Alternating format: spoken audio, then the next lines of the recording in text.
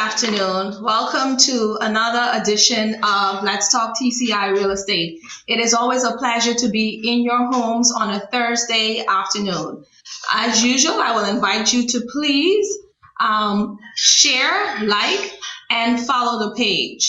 Of course, if there is anyone out there who you know would like to hear about what we will be speaking about, please share the link with them. I do have two persons from the planning department, so the topic today is about planning regulations, the do's and don'ts that you should know about. Just before we go into all those questions, I give you an opportunity to share the page. I would like to say a big thank you to Mr. Lewis Walking from North Caicos. He was on Let's Talk TCI Real Estate last week, and we shared about construction on North Caicos. If you did not have that opportunity to view the show, you can always go back to the Facebook page and review it there, or always check my YouTube channel, which is Vernica Delancey, and you can also see it there. His information is also printed in the comments section on the page from the show, from last week, in case you wanted to get in contact with him about building construction in North Caicos. All right, today, like I said before, we have with us Mr. Regional Charles, as well as Mr. Leonardo Glasgow from the planning department. They both were on the show before, where they spoke about the sustainable development plan. Today, that's not our topic. Today, we are actually, like I said before, going to be speaking about the whole planning regulation, do's and don'ts. So if you have any questions, I invite you to please use this opportunity to post them in the comments section so that those questions can be answered. And even at this time, I'm going to ask our two panelists for today, after the show is completed, if you don't mind, could you please go back and review the comments, just in case somebody drop a question in that we are not able to answer today, then you can have a direct link to them and answer those questions for them. All right, and since both of you have been on the show before, I'm still going to give you a short opportunity just to tell us how long you have been with the planning department, and also to state your position in the planning department. Please go ahead, Mr. Glasgow, followed by Mr. Regional Charles. Take care. Okay, thank you so much, Mr. Lancy, for having us on today. It's a pleasure to come to you and speak to you about the do's and don'ts as it relates to planning. Like she said, my name is Leonardo Glasgow. I am the acting land use planner in Providenciales. I've been with the department now coming up on 5 years. And I'll turn over now to Mr. Charles. Thank you, Mr. Glasgow. Good afternoon, Turks and Caicos, and viewers that tuned in. Thank you, Mr. Lancy, for having us back on. We're grateful for this opportunity to shed some light on some of the misconceptions of the laws and, in the gray areas. My name is Reginald Charles. I am the acting assistant director of planning and secretary to the Physical Planning Board. I've been with the department for just about 7 years. Thank you so much, Mr. Charles and Mr. Glasgow. So just for the listening audience, I have actually came up with a number of questions, that I have been asked over and over by different persons who have expressed interest in real estate. So a lot of these questions have come from persons like yourselves who would like to understand what's happening with the planning department. Okay, so again, for your benefit, please put your questions in the comment section so that we are able to answer any additional questions that you may have. Please use this opportunity. Okay, so we're going to dive right into it. I'm going to ask you, can you explain to us what actually is a setback, and explain what are the different setbacks in regards to, like, if you're building a residential home, or even if you are building like along a highway or along the beach, or if you have a canal front property, because I know the setback will vary depending on a lot of factors. Can you please do that for us? Now, since there's two of us, I'll probably give a part, and Glasgow could chime in and give a part as well. So that's a very good question. and I would just like to go on what is a setback, and why do we have setbacks? And Glasgow probably can chime in on the setbacks that are available and so on, the minimum requirements and so on. So now a setback is the distance from a building, the distance between the building and your parcel boundary. There is different setbacks. The front setback, which is from the roadside. Then there's a side setback, the distance between the building and the side parcel boundary, and then there's a rear setback. But setbacks are not only between boundaries, they can be setbacks between buildings. So once you have two buildings in a parcel, there may be a setback between them. There's also setbacks from your septic tank or any other building from the point of the building. Now, the reason for setbacks are it helps with safety. It's for privacy, environmental protection, and it prevents landowners from overcrowding the property, and it allows for safe placement of pipelines, and it helps to preserve wetlands. So the setback is something that is essential for promoting privacy between parcels. And Glasgow will probably chime in on the minimum setback requirements, but just to give an example, between two buildings in a parcel, two-story buildings, there's supposed to be a minimum of 25 feet setback distance. And that is, so that you can get the adequate privacy in accordance with the development manual. Yes, okay, thank you, Mr. Charles. So, like he alluded to just now, this could be a topic all by itself because there's so many different setbacks, but we'll try and quickly go through the ones that come up the most, and that being residential property. So starting with Provo, actually, from the Leeward Highway, if your property is directly adjacent to the Leeward Highway, your setback distance is actually 35 to 40 feet. It can be anywhere between there because that will allow also, like Mr. Charles said, not only your privacy, but also future expansion. If we were to say we needed to change the Leeward Highway to a 6-lane highway, we would have that ample space to use in that setback. Now, on a normal road, your setback distance from a major road, so this would probably be like your Millennium Highways, your Bay Roads, the setback distance from the road would be 30 feet. And like you said, there's setbacks also on the two sides of your parcel. So the setback distances on the sides of your parcels would be 12 feet, 6 inches. Sorry. And to the rear. Sorry, can I ask? Go ahead. Sorry, just interject 1 minute before you go, because you mentioned Bay Road, which is in Blue Hills. You said that's because I noticed that strip is very narrow. So 30 feet is the setback, or for that road? Yes, 30 feet is the setback. Yes. So then how? I mean, I know I'm just deterring a little bit, but then how? Because you have the setback at the road, and you also have a setback at the beach side. So most of those.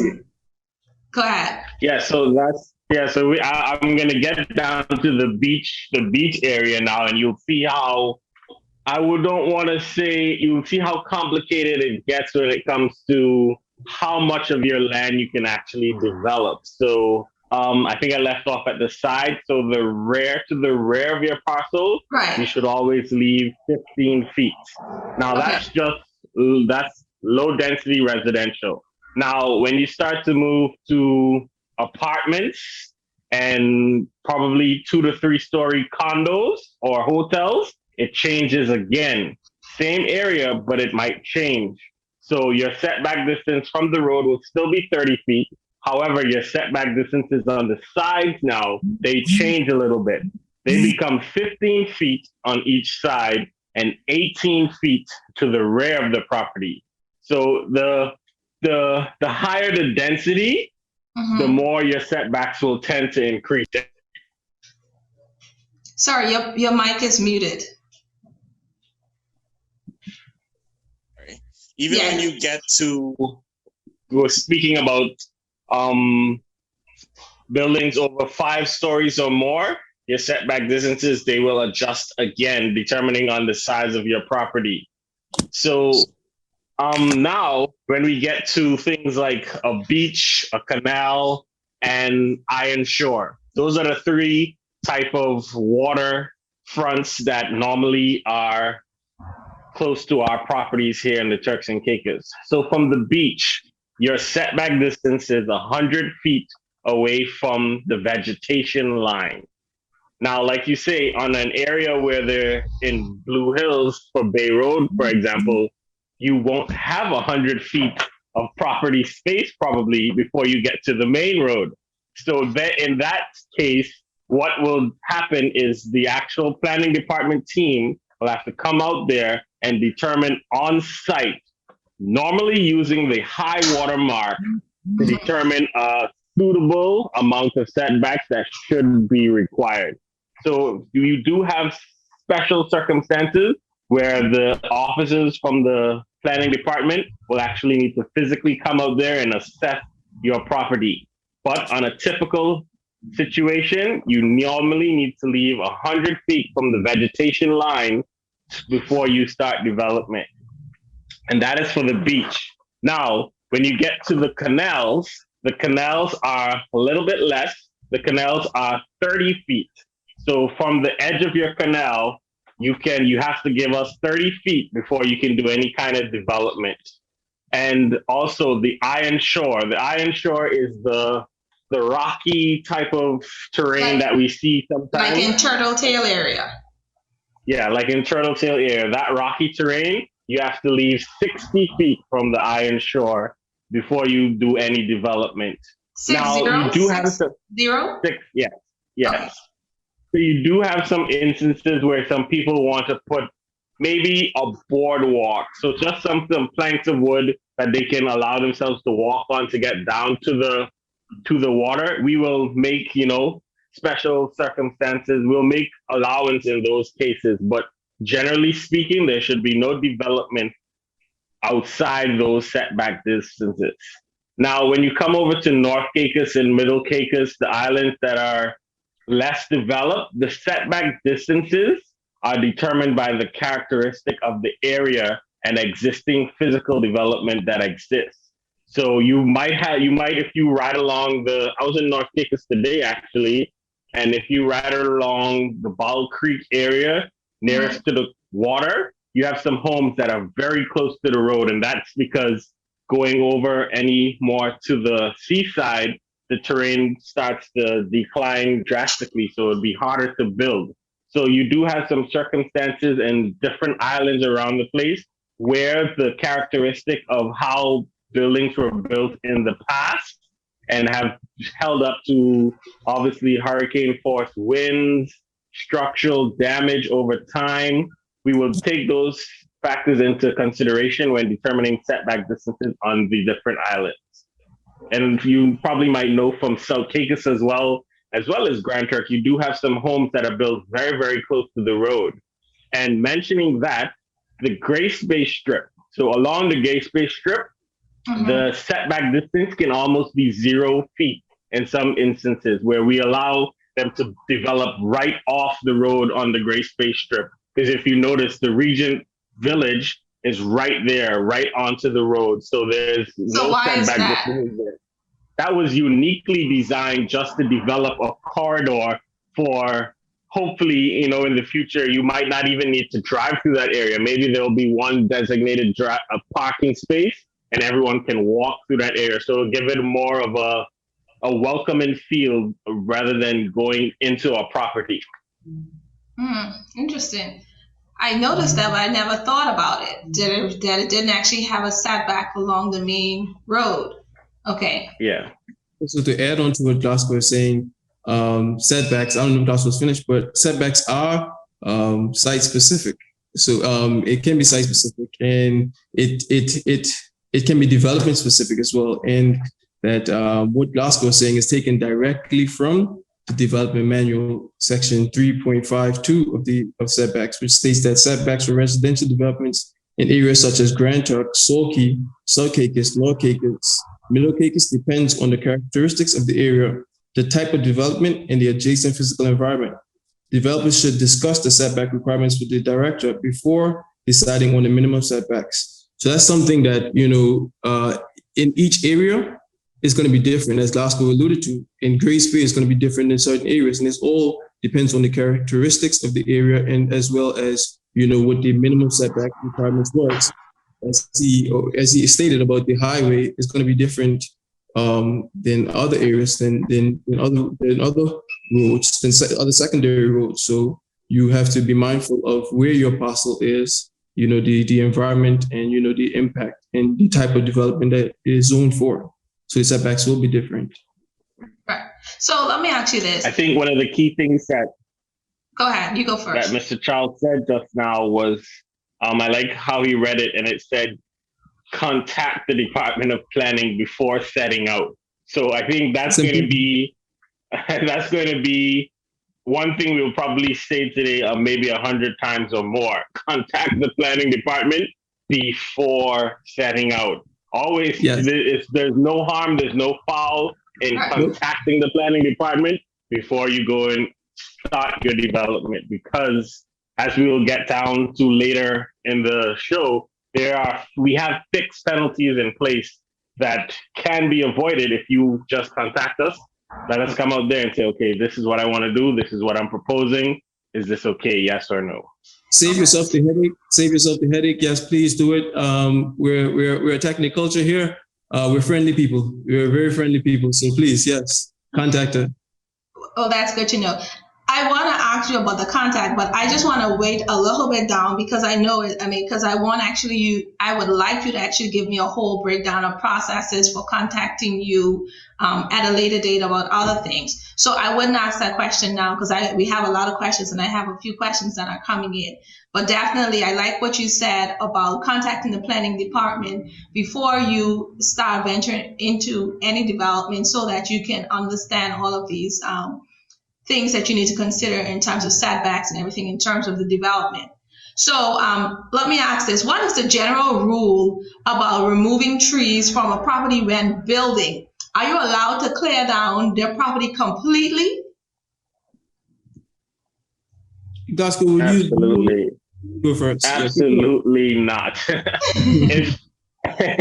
So, all right, just a little bit on how the planning procedure works. So normally for any type of building, you're granted 2 certificates. Always you're granted 2 certificates. The first one is a grant of detailed development permission. And I can guarantee you 99.9% of the times out of 10, you will see on the top 5 conditions on your certificate, site clearance should be specific to the area of construction. That is always on a grant of detailed development permission. So even before you get permission to build, we always instruct you, site clearance should be specific to your area of construction. And why is that? You're going to destroy free landscaping, free trees that offer shade. They're providing oxygen back to our community. It's an environmental, and it's also can provide privacy for your property. All these different factors come into play when removing trees from your property when building. The complete clearance of your site only comes into play when there are terrain issues or maybe some other determining factor that for some reason, some odd reason, will prevent you from accessing where you need to build. But we highly discourage the complete clearance of your site.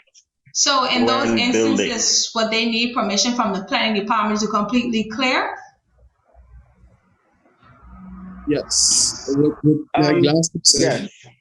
Like Glasgow said, sorry. And like you said on the last question, please contact the department. If you're not sure about something, please contact the department. For clearing a site, we get a lot of cases where people buy the land and the very, very first thing that they do is clear the site. I mean, clear the site first. where it is actually illegal to clear a site without getting permission. So you should seek plan permission, and that is cleaning the site with heavy equipment.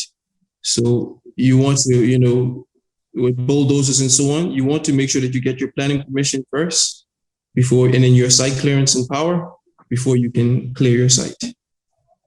And in Glasgow, so sometimes people come with the excuse and they always tell us, "Oh, I want to see what my property looks like," and that is actually quite a crazy comment because there's a thing called a topographical survey. You can request one of these. They will be a lot cheaper than if you were to actually pay someone to come out there with a bulldozer and spend sometimes a day or 2 days on your site clearing it than to actually pay a surveyor to go out there and actually show you what the terrain of your site is actually going to look like. So people a lot of times say, "Oh, I want to see what my site is going to look like." You can do that without clearing your property in totality. So I'm playing the other side of the coin here. Some of us need to physically see, giving you a topographical map for someone, even though we know the contours and we can explain to them how the contours are to say where the land goes up or down at. It's not actually seeing it with the physical eyes on the ground. So that may not make a difference for some people.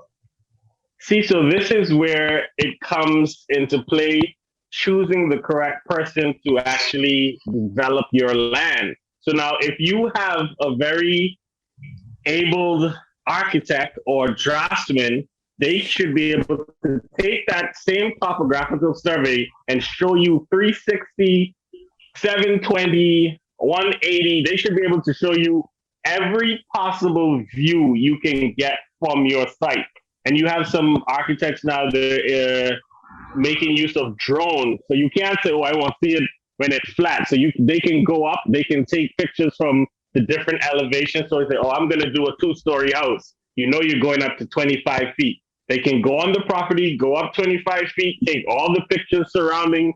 There are so many different ways that are cheaper than clearing the site. I think that's one of the things we need to stress too. Clearing a site those guys charge up to $120 an hour. So imagine they're out there for 7 hours for 2 days. You're paying a whole lot of money, and this money could have been incorporated into, if you choose the right person to develop your site, and also you get the right surveys done on your site before you go ahead and do that. Okay, one last question in reference to that. So is there a penalty for doing this? Yes, there is. And that is a very hefty penalty for clearing the site is $5,000 without proper authorization. So if you clear your site without proper authorization, there's a $5,000 ticket for such an offense. And you can incur. Yes. All right. Thank you. All right, next question, because like I said, I have so many questions I want to get in. So describe the various reasons why planning permission is required. For example, is it only required on new construction, or is it also required for renovations of existing structures?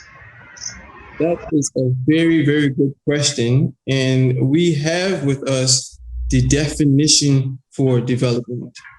And the definition for development means the carrying out of building, engineering, mining on or other operations on, over, or under any land that make a material change in the use of any building or land or the subdivision of that land.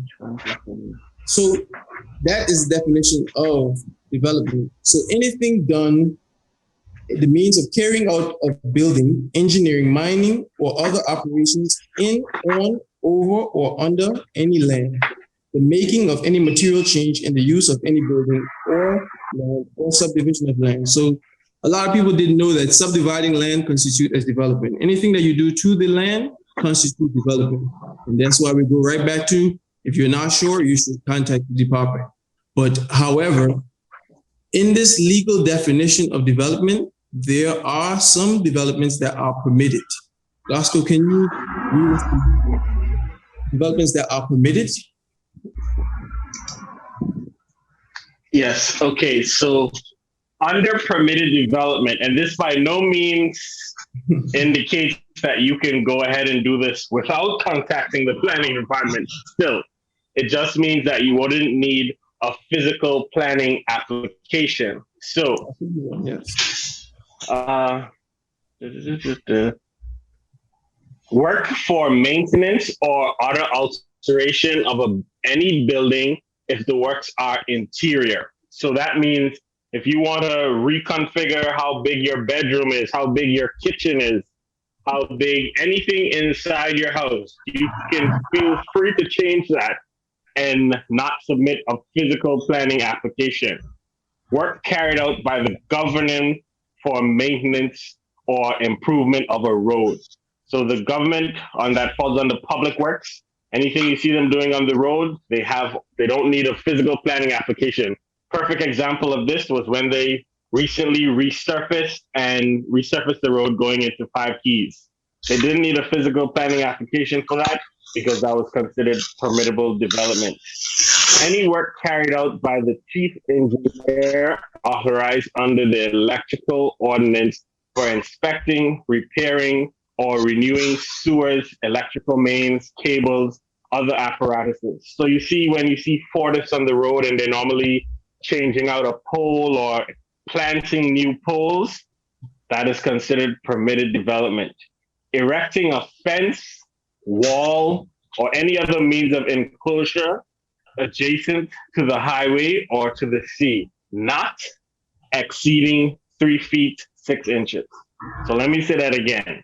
You can erect a gate, a wall, a fence, any other means of enclosure around your property, as long as it does not exceed 3 feet 6 inches without a planning permission. Just to interject a little bit. Yeah.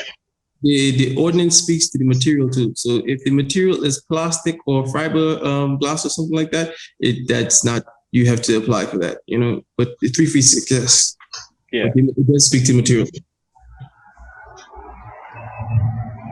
Yes, asbestos, plastic, fiberglass, or sheet metal. Yes. Now there's a next part where this is where it gets a little tricky.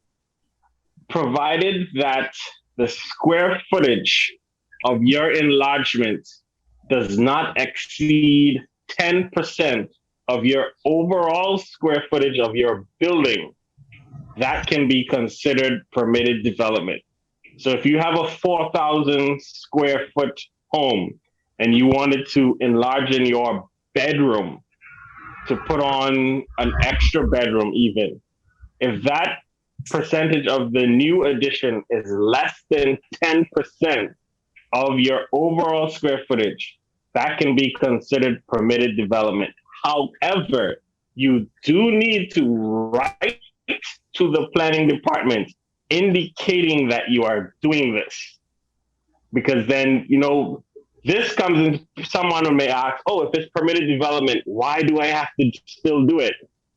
There are things called occupancy certificate. That was going to be my next question. If you wanted to sell your home. Yes. That was going to be my next question when you finish all of this, because then I was going to ask you, if you're permitted to make these changes, then when an occupancy certificate is required now, do you have to update your plan, your plan through an architect to be able to be granted this occupancy certificate? See, it would be on your file. That's why we say write in. So when you're writing in, people normally do a sketch, a simple sketch done on hand. Anyone can draw some lines and say, okay, this is what my building exists here. I would like to propose to add on less than 10% of what my indicated approved overall square footage is, and I want to add that on. And we will take that to the physical planning board.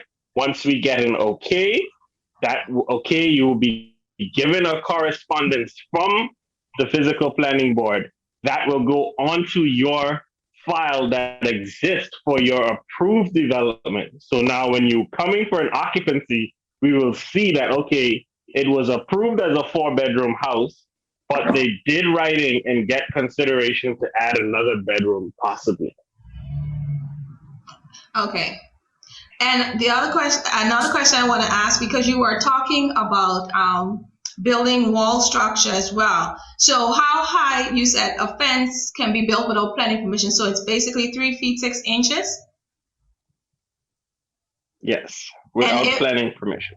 Right. And does it necessarily have to be like a chain link fence, or is there or concrete wall, or like he talked about depending on the material?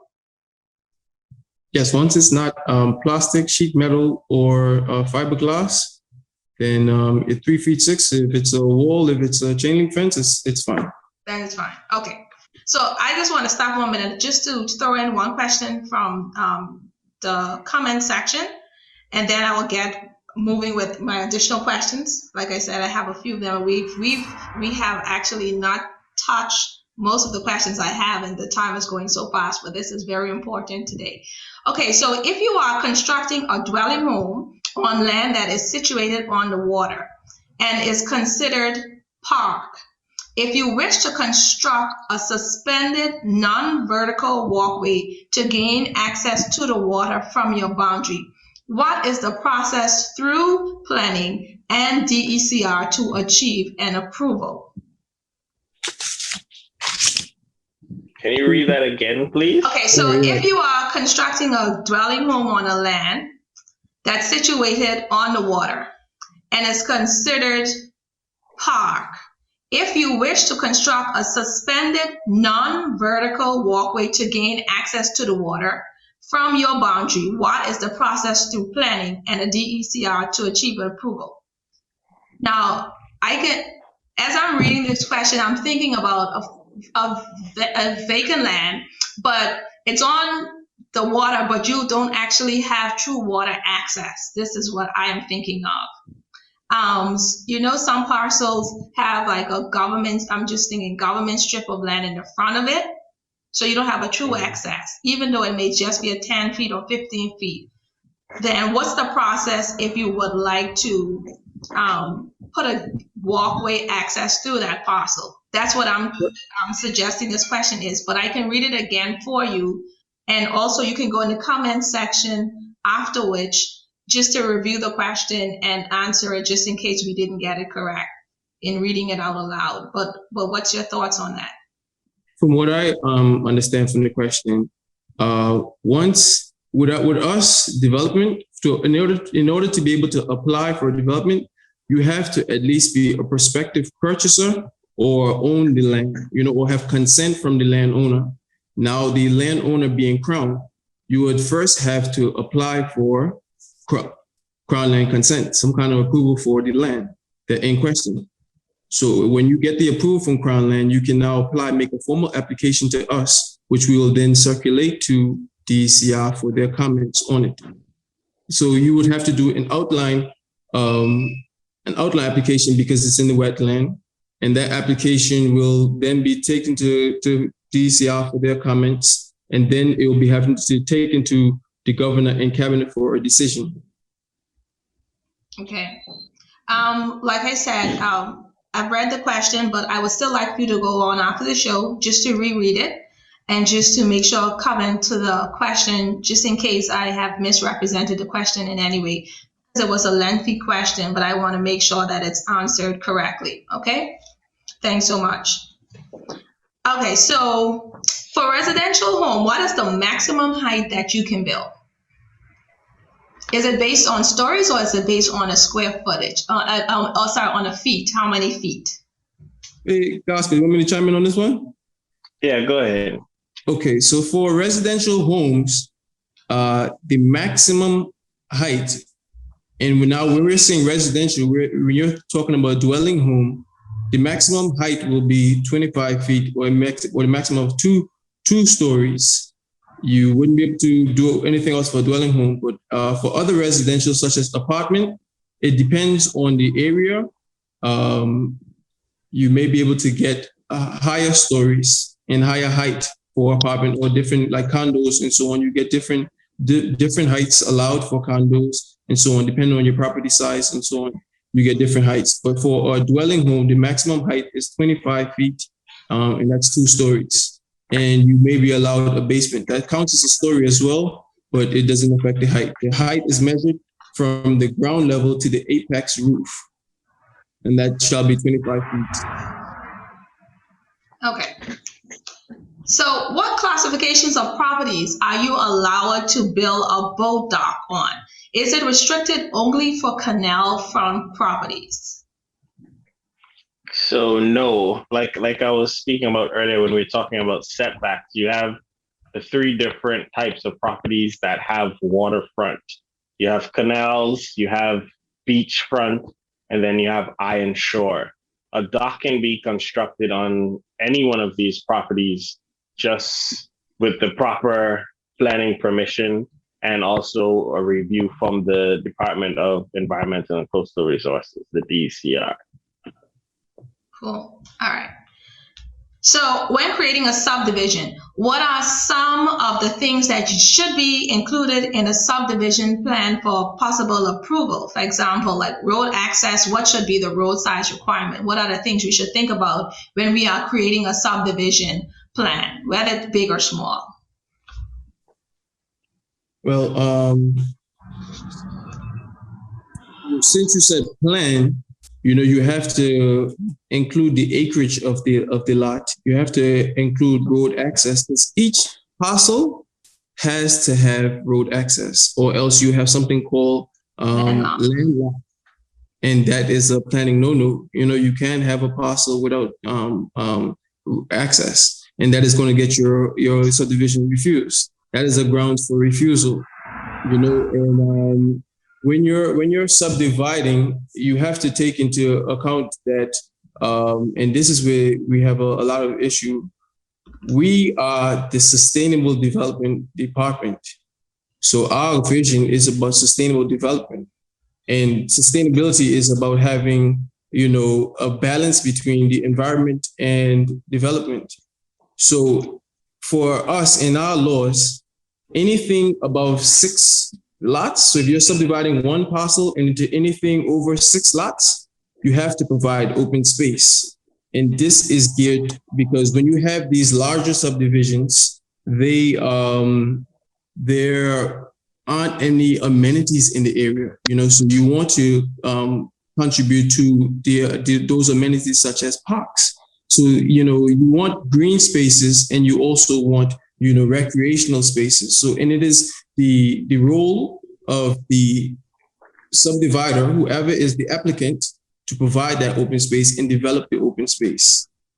We also, in large subdivisions, we would like infrastructure plans. So it is also the responsibility of the person subdividing the land, the developer, to ensure that the road networks are paved, are in place, before development goes into that subdivision. There's a lot of subdivisions where people, start building in the subdivision, the roads are not there.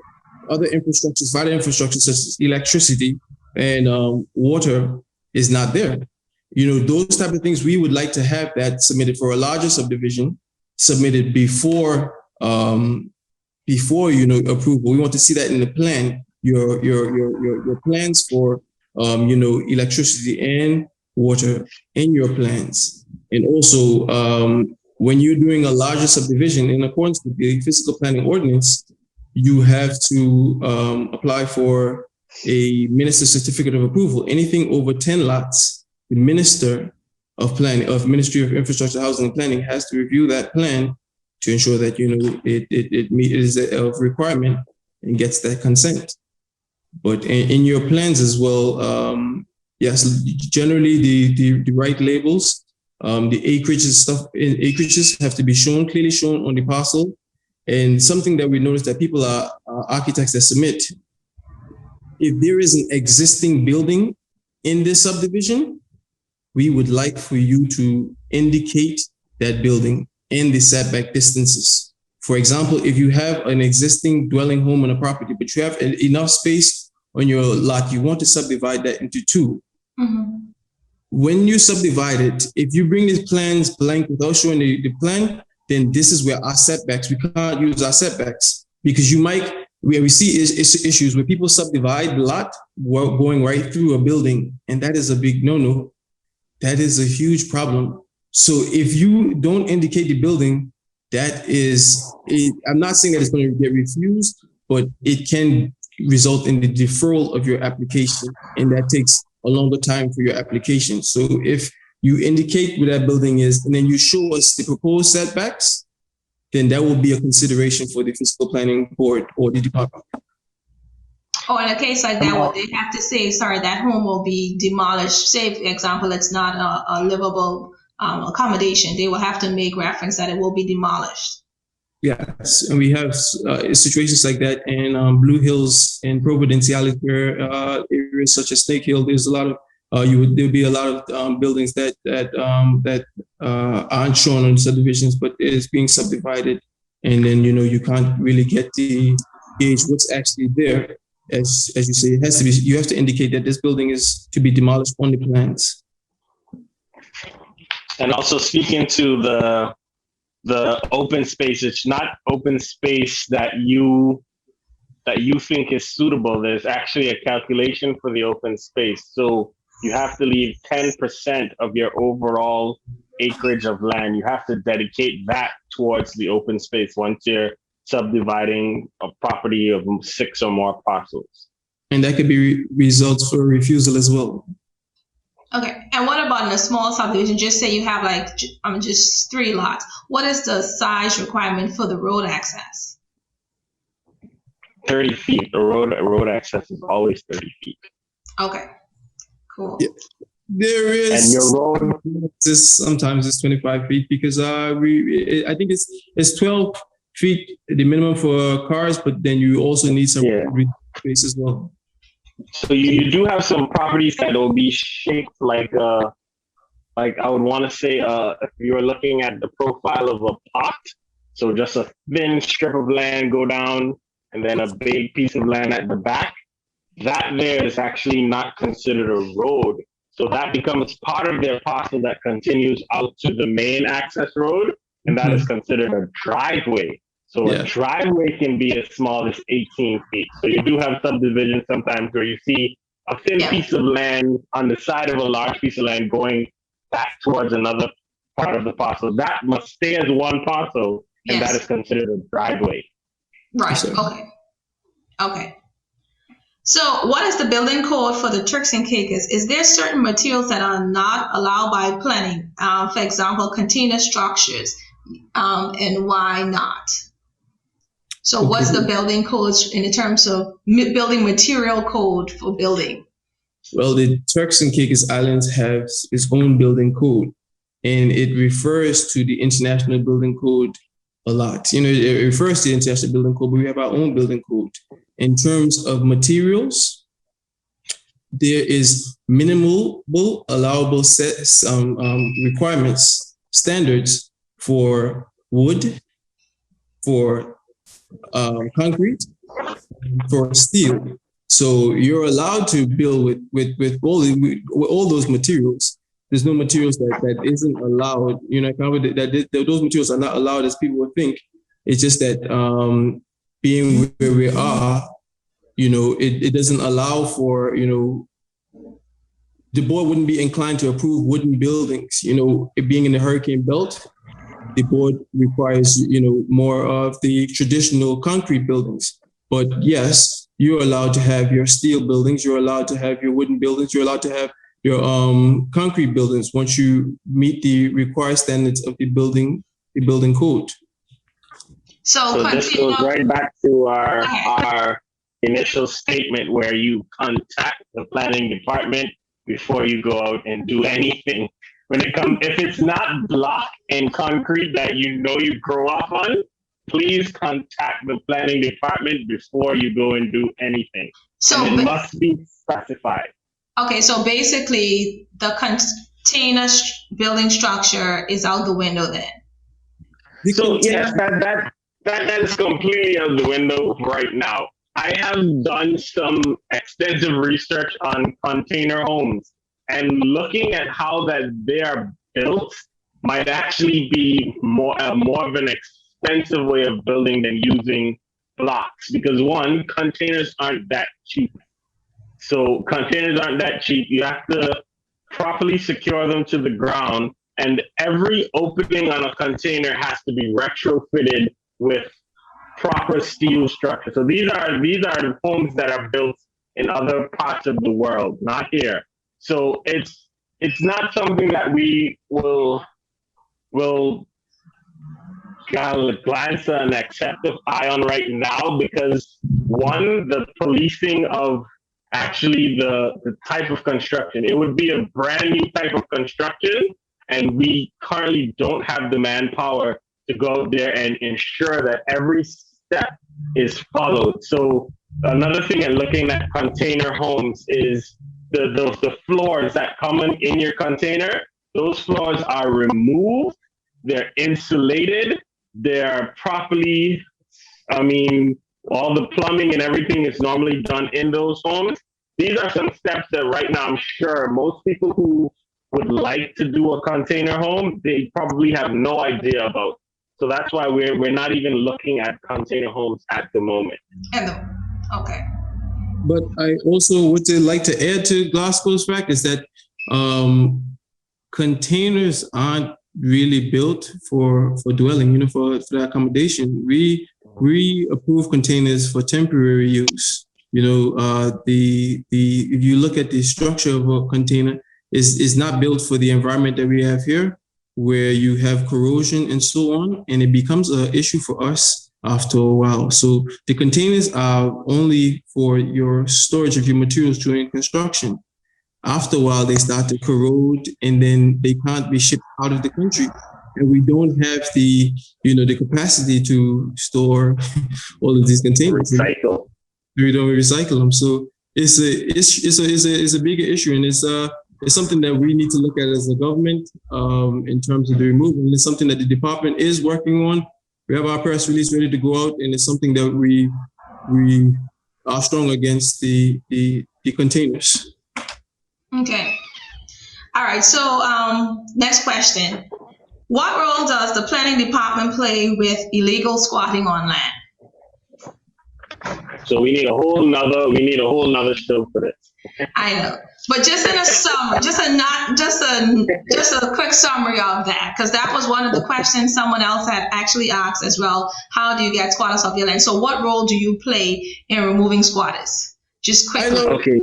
I know Glasgow has a lot to say about this here, but I'll just give my my little 2 cents in. Yeah, go ahead, Reginald. Honestly, the whole squatting and illegal development it's going to take a joint government approach, but that's not the question you asked. It's going to take a joint government approach to dealing with squatting and removing illegal development, because once you remove and so on, it's going to be an impact. It's going to trickle down. It's not just going to stay there. You're going to have people that's displaced and so on, and it's going to lead to different social issues. So we have to be informed about it. We have to do a joint governmental approach to dealing with squatting and illegal development. And fortunately, I've seen quite a few policies and so on and papers being done about how to carry out the illegal development. But the question that you asked, what is planning's role for illegal development? Our role in illegal development is we have a ticketing system, which is one of our strongest tools right now, which we can use. We can give people a ticket directly for the squatting that is on private land and governmental land. But what happens now is that we have an enforcement notice, and this is what we've been able to use. We've been helping people with the enforcement notices. So, for example, you are in a legal battle and you want to go through the legal battle of evicting someone in your property. The first thing that you do, you notify us, you give us the names and so on, and we follow our procedure of the enforcement notice, tabling it to the board approves it, we then make a recommendation to the minister signs that enforcement notice with the action on it, and we issue that enforcement notice, and that helps you with your legal battle. Once you have your enforcement notice that you are writing these people that are on your property or so on, then this becomes live. You have that enforcement notice where you have been writing these people and you're trying to get them off your property. And this brings you closer, because if you have people that's living on your property, it takes a while before you can actually demolish, because it's a long process. It's a lengthy process of, the eviction, the notice, the actual inspections of the building before it's demolished, and all of that process. But this is where planning comes in. We're giving them enforcements, and we also have the tickets and so on. And we also, in some cases, in Grand Turk, where I've seen recently, we've aided in the demolition of the buildings, the actual carrying out of it, where the ministry has released the funds and we're able to demolish the structures. Biggs, if you... Oh, okay. Did you want to say something on that, Mr. Glasgow? Yeah, I think Mr. Charles encapsulated the gist of it.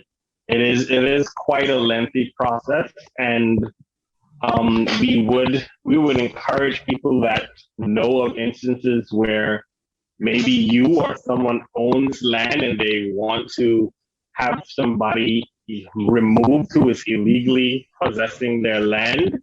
Make sure you, first of all, like he said, you must have rights and ownership of that land before you can make any kind of movement or any kind of say. Not family land, not your mommy, uncle, brother, cousin, sister land. You have to have the administrative rights to that land before you can go ahead with the enforcement notice, getting a lawyer. And then it's normally a big joint. Well, especially in Provo, it's a big unit that goes out and does these demolitions. So we would have the planning department, we would have immigration out there, we would have police out there, we would have the ambulance on standby, we would have the real estate agent on standby, the owner on standby. It's a big mobilized unit once we go there, because like he said, we always must take into consideration the rights of human beings. We cannot displace someone from their home, from a home, if there's nowhere else for them to go and they haven't been given ample warning as to the fact that they are currently breaking the law and we are going to do something about it. So it's a very touchy subject, and a lot of people see a lot of illegal development going on. Is like, why isn't planning doing anything? It's not as simple and cut and dry as a lot of people think it is. Human rights, and also, B, can you talk about the task force? So there's a whole other task force, like I said, all those different departments I just mentioned. That task force would have to be mobilized, and also all of this.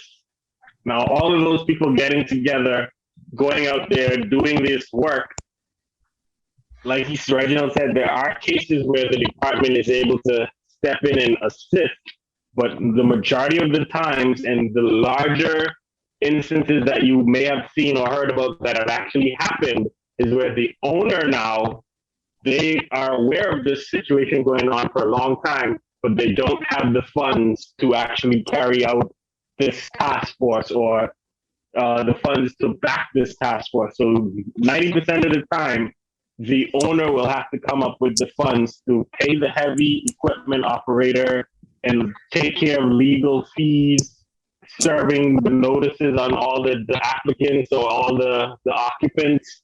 So it can be a quite costly fee to an owner as well, who by rights has land and they didn't do anything wrong, but they are just trying to remove people who have been doing wrong.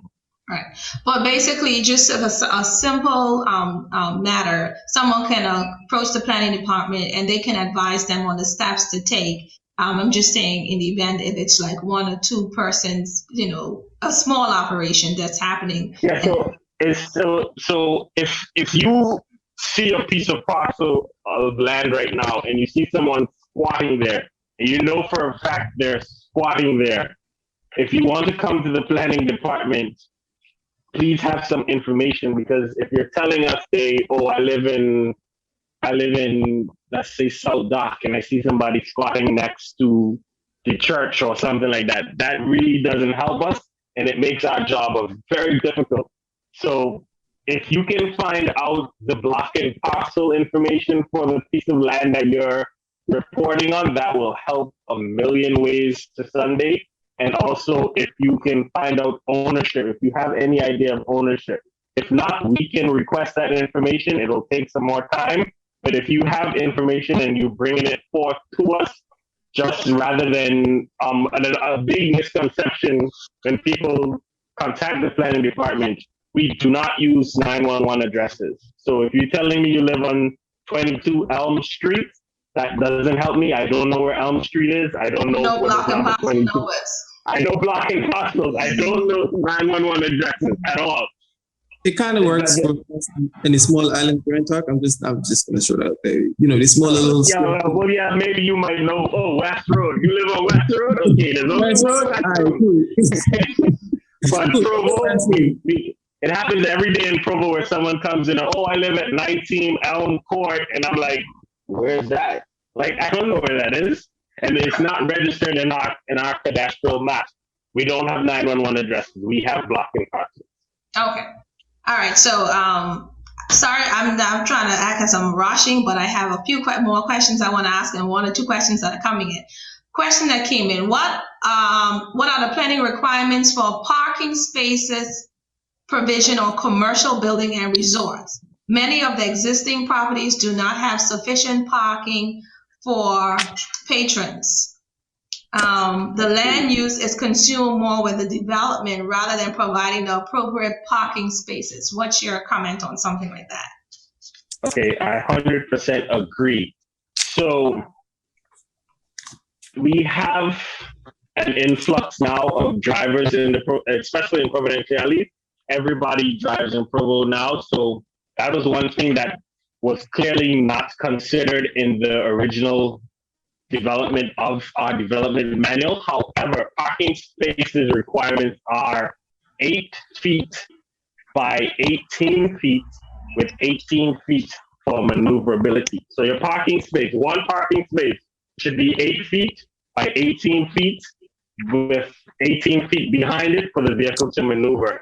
Now, when it comes to resorts, the number of parking spaces that they should have is always based on their density. One, for the rooms. So they have to have parking adequate for the number of rooms that they have.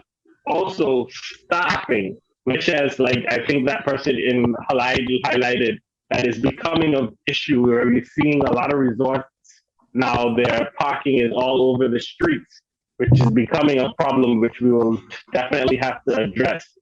Restaurants carry a different requirement for parking per square footage of the restaurant.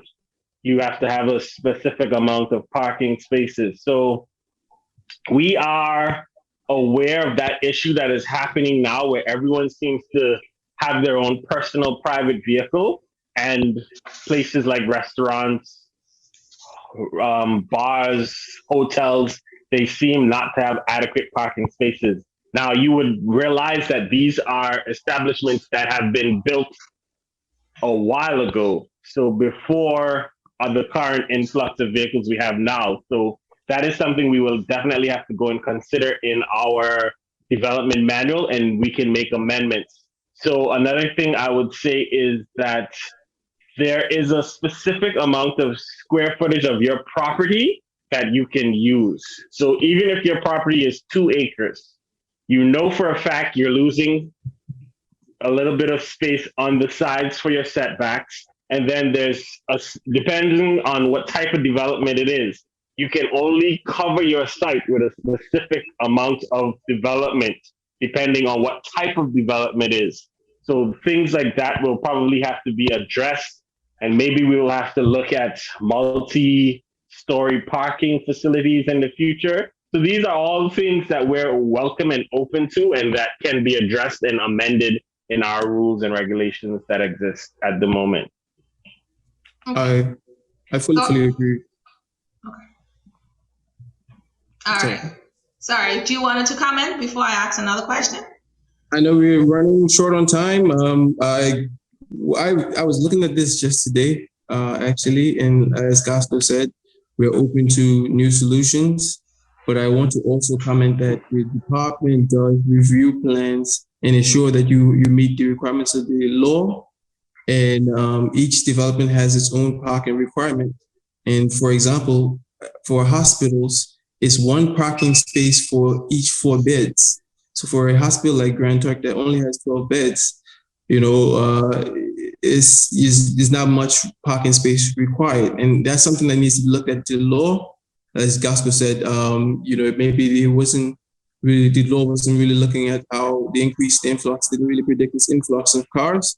Maybe we can review a different solution, but we're seeing it all around where, you know, you meet the minimum requirements, but it's still not enough parking spaces for how much spaces there, cars there's on the island. So you're getting. Look at apartments. Apartments, the current requirements is 1.25 parking spaces per unit. Now, a unit can have up to 3 or 4 bedrooms. So, but it still states that there's only 1.25 parking spaces per unit. That needs to be amended because now any 2 people that live together and work in different locations in provincialities nowadays will purchase their own vehicle. So then it's already being exhausted quicker than we know. Right. Well, I'm glad we're talking about this because.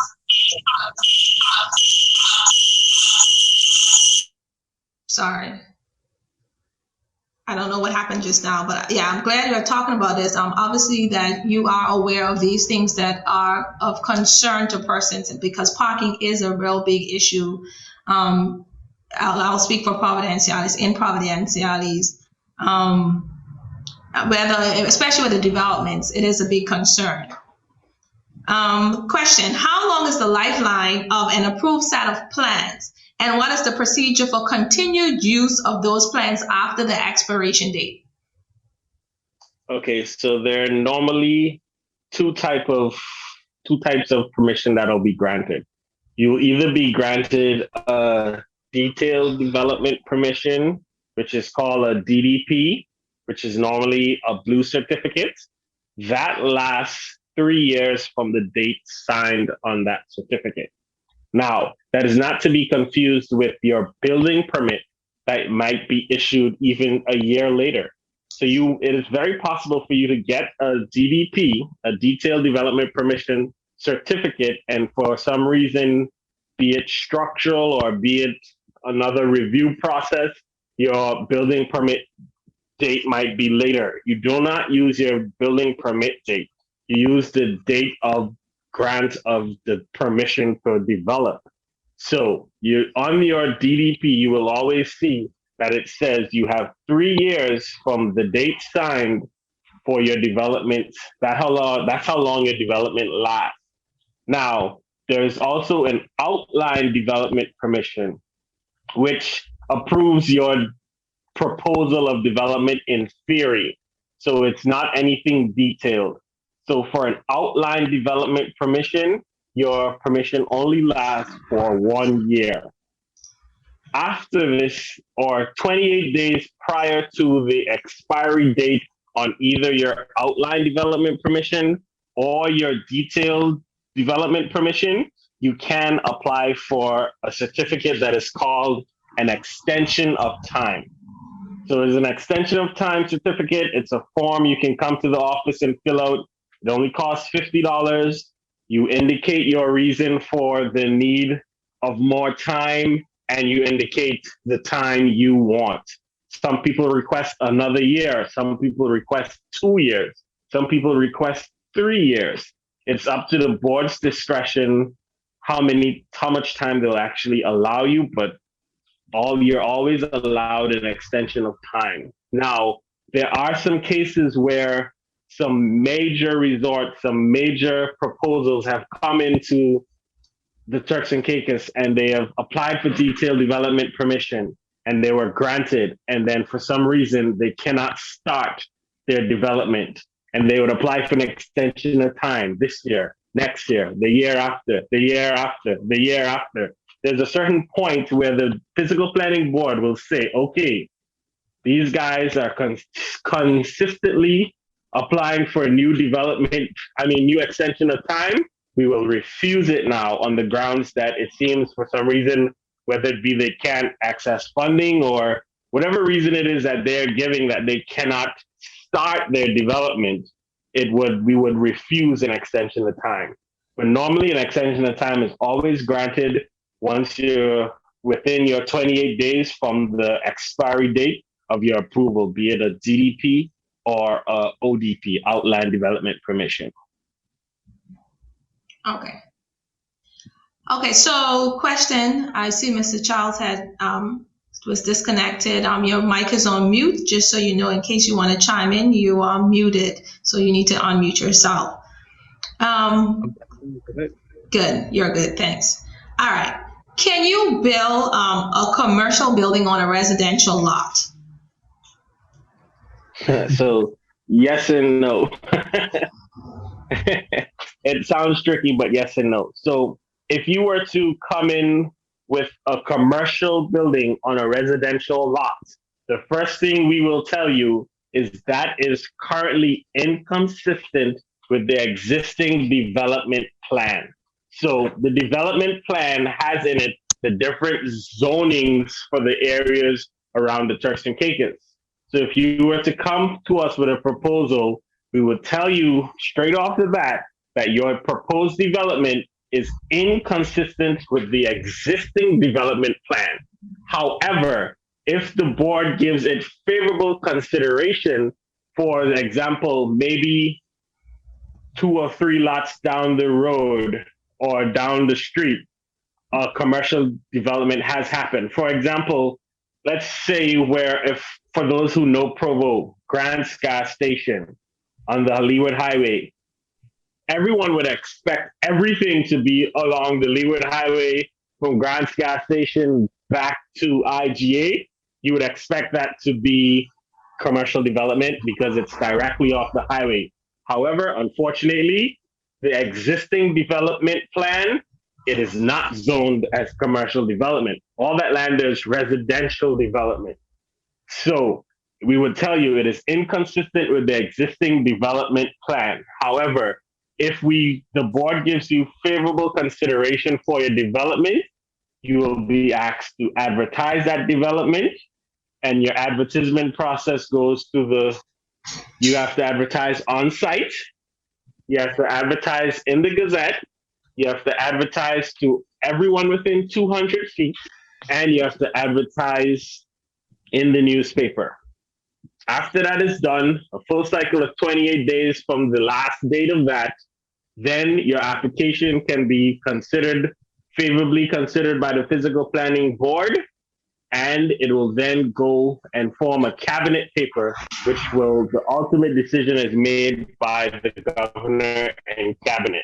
That is the only way you can get that type of development to happen on that type of land. Is that the same as asking for a rezoning? Yes. There's no such thing as rezoning. That's why I said that. I just want to say that we just approved the country cabinet just approved the new national physical development plan. As you know, after a lot of hard work, we got it done.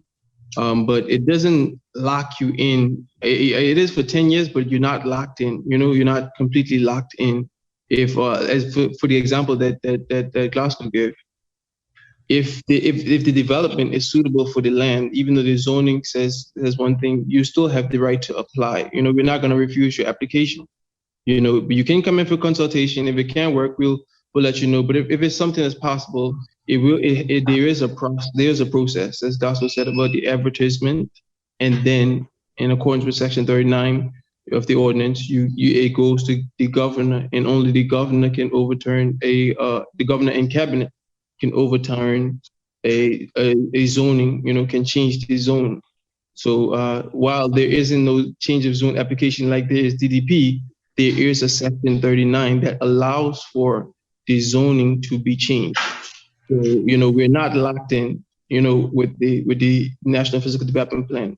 There is provisions in the law for the change of the zone, whether it's called change of zoning or it's still a provision. There is no change of zone, as the gospel said, but there is a provision for changing the zoning of your parcel. Okay. And Glasgow outlined that process, in detail. Okay. One of the questions, because you kept talking about the development plan, and you all just mentioned, Mr. Charles, that the Sustainable Development Plan is now approved, the new Sustainable Development Plan. So all of these examples you were given in rules and reg, these all came from the new Sustainable Development Plan, or were you still referring to the previous one? Can you repeat the question? I didn't hear the. You spoke about, you just said that the Sustainable Development Plan was approved recently. Yes. So when you were talking about all these new rules and regulations, these were all in reference to that new plan that was approved? Some of the things that we spoke about in terms of the plan recommended for, some alleviation of the traffic and improvement, stuff like that. Some of them was from the plan. But we haven't released the plan to the public as yet. We're still doing the implementation internal, and we're on the final stages of the implementation. The plan calls for additional staff for the planning department and a lot of great things for the department for the actual use of the plan, for the plan to be successful.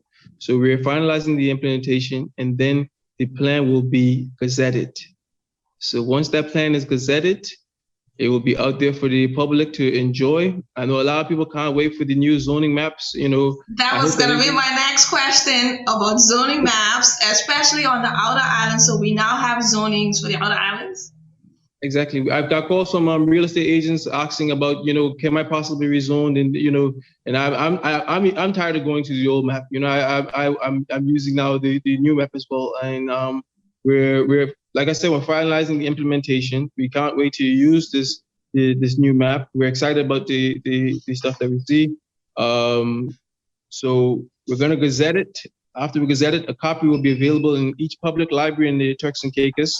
A copy will be available at the Ministry of Infrastructure, Housing and Planning. A copy will be available at the Department of Planning in Grand Turk and in Provo. The website may not be available for the plan after the implementation of the plan, however.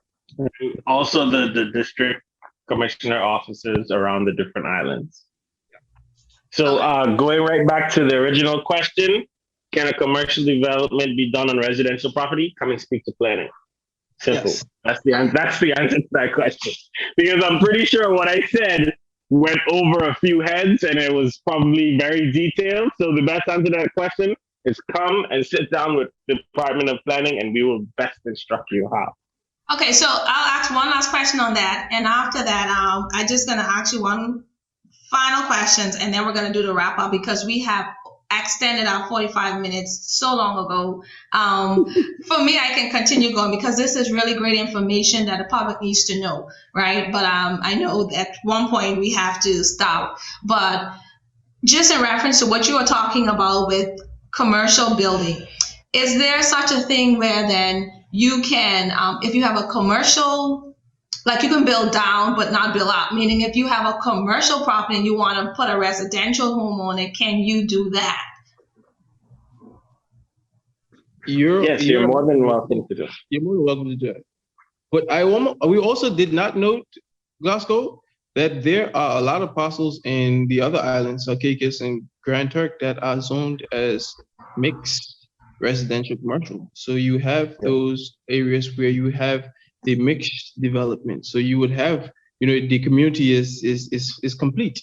So when you have those commercial entities and within the residential areas, so you get that mixed kind of development into your communities. Yeah. Okay. Thank you so much. You definitely can build your residential in your commercial zone parcel. Okay. All right. So for anyone who is in the initial stage of building and you keep referring to, consult with the planning department, how do you go about consulting with the planning department? Is it a stop by? Is it an email? Is it a phone call? How do you go about consulting with the planning department? You got just the right people. This is the PR people, right? Gospel, this you would. Remember these faces. But no, you can stop in person at Emily House, Leeward Highway in Providenciales. South Base, Grand Turk. You can contact us by phone, 338-4335 in Providenciales, 338-2208 in Grand Turk. You can contact us by email, planningconsultation@gov.tc. You can reach out to us on Facebook, Turks and Caicos Islands Planning Department, and any one of those. Take your pick.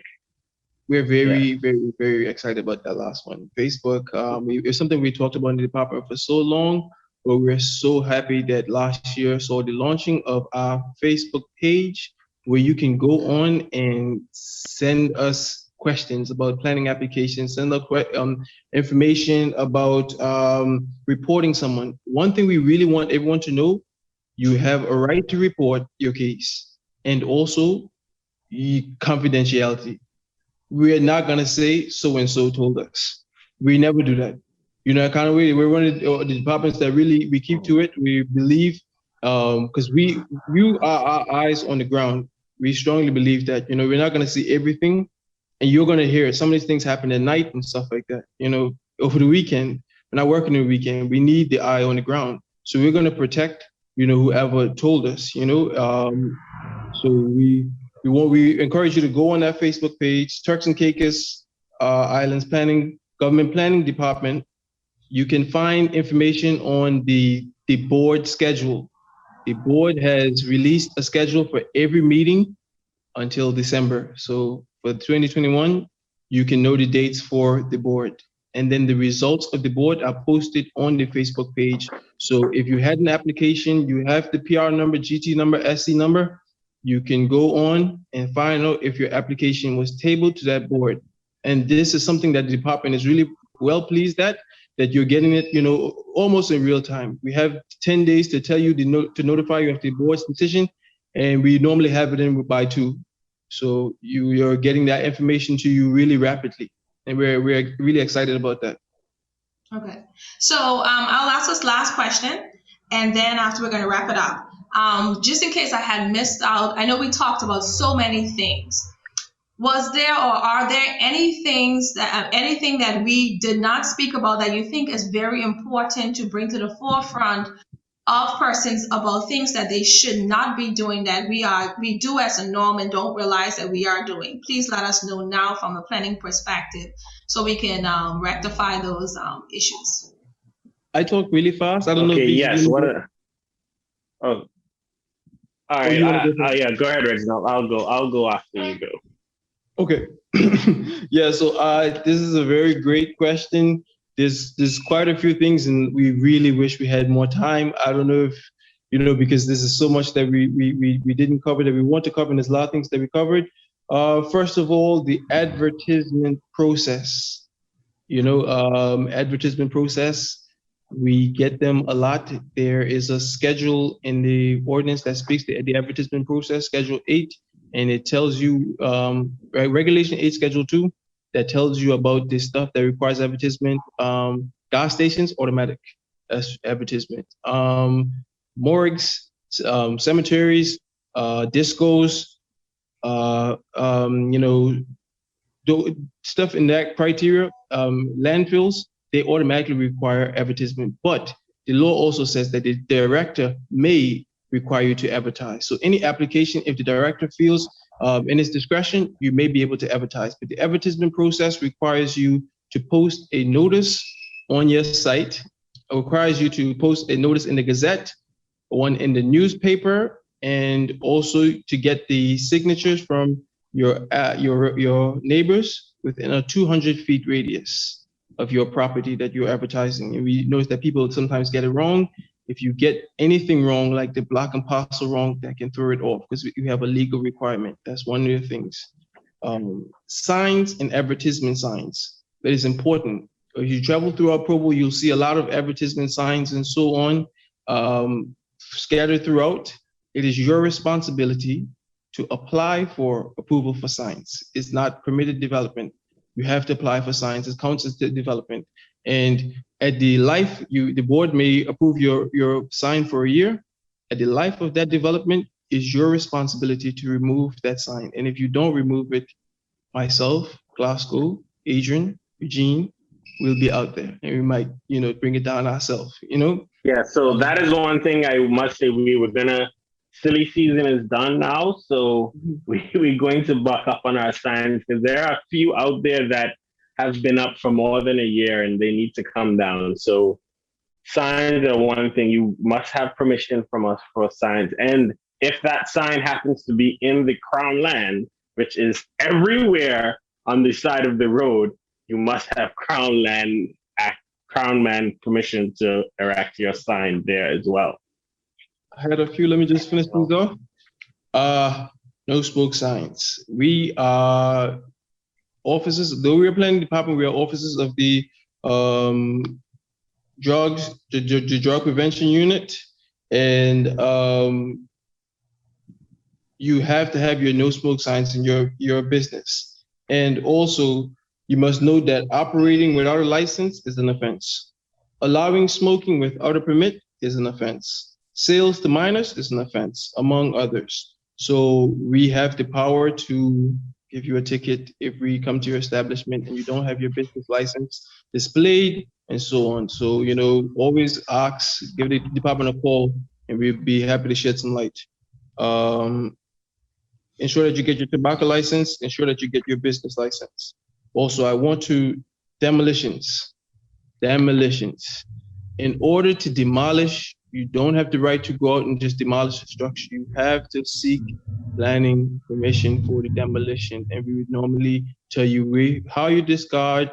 You might come out and do the inspection, but you have to come to the department for demolitions. It's important that you notify the department before demolishing. And if there's an incident that happens on the site, you must report it to the department because we must keep note of incidences and maybe the technique that you used wasn't the proper technique. But yes, even if it's, yeah. So demolitions definitely is something that we need to get people to start notifying the department prior to. And then finally, I'm just going to read off these ticketable offenses. Biggs, I hope I didn't take all. I really hope I didn't take all. I know you have a lot to no, go ahead. But first of all, a ticketable offense. Clearing a site without authorization, $5,000. Run it up. Commencing development prior to obtaining development permission, $5,000. Erecting a building without development permission and building permit, $7,500. It's going higher from there. Continuing unlawful development on a site after stop notice has been received, and you can be charged. If you continue more, I think it's $100 if you continue, right, Biggs? $1,000 a day, up to $10,000, and then imprisonment. So if we come to your site, we issue a stop notice, and you continue, that's an $8,500 on the spot and $1,000 for each day that you continue.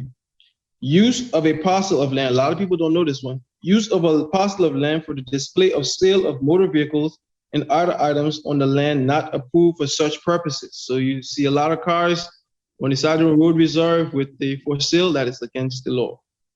Use of a container without prior approval, that is a $5,000 ticketable offense. Erecting an advertisement sign without permission. Sorry. When you say use of a container without, what do you mean by that? The freight containers. Yeah, what do you mean use of it? You can use of it in any way. Oh. It's not supposed to be on your site. It's not allowed on your site at all, actually. The only time containers are technically allowed on your site is for storage of construction materials during construction. Okay, so once you bring in a shipment after you've offloaded, that container needs to be done away with. Go away. Okay, go ahead. Sorry for interrupting. Yes. Sorry, did I say the one that you were asking about, occupying a building without a certificate of occupancy? That is something we need to drive home. A lot of us do not know that we did not apply for the occupancy certificate, and you cannot occupy your building without the occupancy certificate. There's so much things that we need to check out.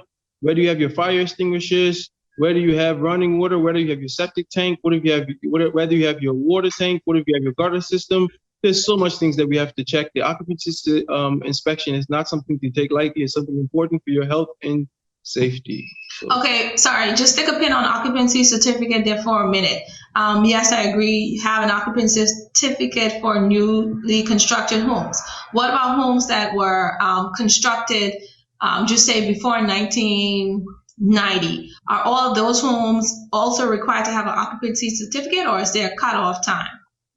there's a grandfathered in period where if it's before the planning department, I believe the department started in 1982 or 1987, around that area, 1982 to 87. Around that area, the department started. We normally, there's a write-off for that one, for those ones. But those other there's a letter that is the development. Write a letter. It was normally still visit that site, and then it'll say, okay, we understand that this building was constructed and we inspected it, and it's constructed of sound material and yada yada yada, and you're okay. So it wouldn't be a physical occupancy. It wouldn't say certificate of occupancy, but it will a letter will be issued to you in place. Okay, so planning still has to be called out to the home or the site, and they will then inspect once more and then issue a letter. Okay, go ahead. Mm-hmm.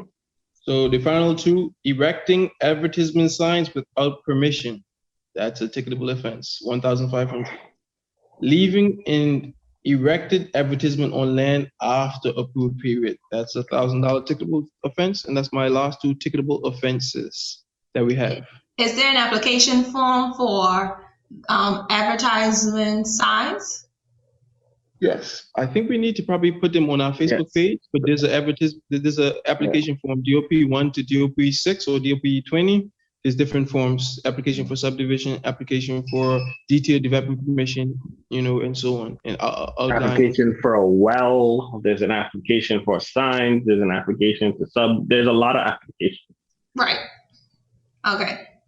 All right, go ahead, Mr. Glasgow. Is there any additional ones you would like to start? Just a few, and this is a very touchy subject as well, electricity.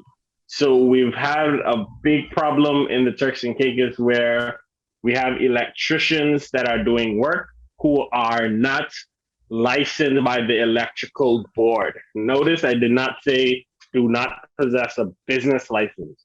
Your business license is separate from your electrical certificate of approval from the from the electrical board. So I have some do's and don'ts. Do not hire a person that claims to be a licensed electrician, even if they have a business license. Do not hire someone who is a friend or family or building just because your friends recommend them.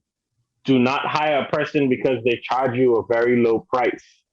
Do not wait until after your construction starts to choose an electrician. Do not pour your building foundation until you have hired a licensed electrician. Do not assume that the architect knows all the electrical codes for this planning development standards.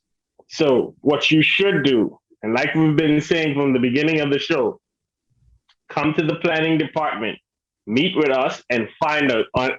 Just you walk into our office in Providenciales, there's a list on the wall that has all the licensed electricians.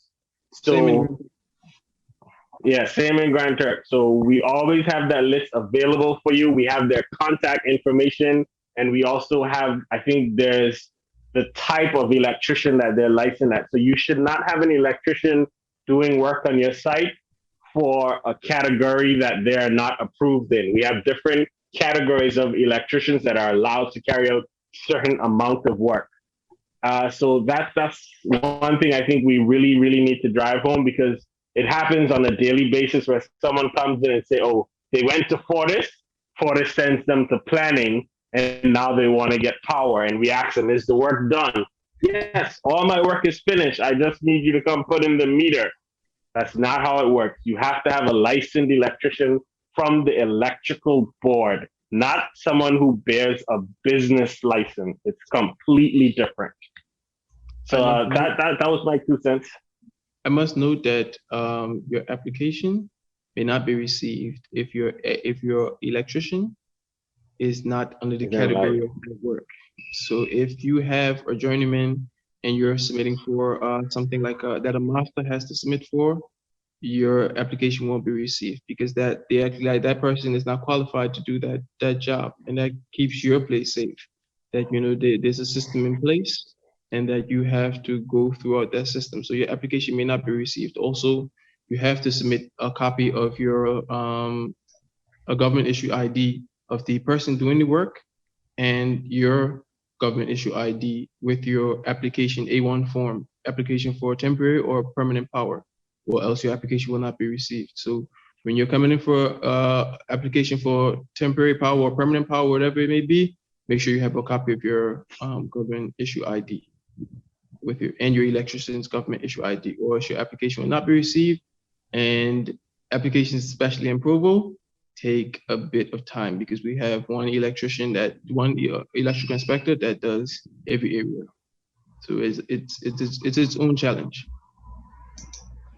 Okay, well, thank you so much, Mr. Glasgow, and thank you so much, Mr. Charles. Again, I'm going to ask you after the show. I know I've said it a few times, but I saw one or two other questions that came in, and I will please ask you to please go over the comments just in case we missed any of the questions. If you could inbox them directly or even post it on the page so that others can also see the answers to those questions, because they will also benefit from those answers. All right. Thank you so much for coming on the show today. And again, thank you to the listening audience. Thank you for all the questions and the comments. Please feel free to share this broadcast with anyone who you know will be interested, because this was a lot of information. And I implore you also to watch the show one more time, because sometimes because of so much information, you may not understand everything the first time around. Well, let me speak for myself. Sometimes I don't understand anything the first time around. You need to listen to it again, because a lot of information was shared today that is so beneficial to you. If you're planning on buying real estate, listen to this program, because a lot of topics they touch that, are questions that are normally asked. Even if you have purchased real estate already, listen to this program, because again, things about clearing your land, things about, electricians, these are all important information that you would really want to know so that you can be on the right side when it comes to the planning department, and that your process can move forward very smoothly. Again, thank you so much, Mr. Charles, and thank you so much, Mr. Glasgow. And I'm going to ask you one last time, please share your contact information for the listening public before we close out. Mr. Charles, your email and phone number. Okay, so my email is rlcharles@gov.tc. And my contact number is 338-2203.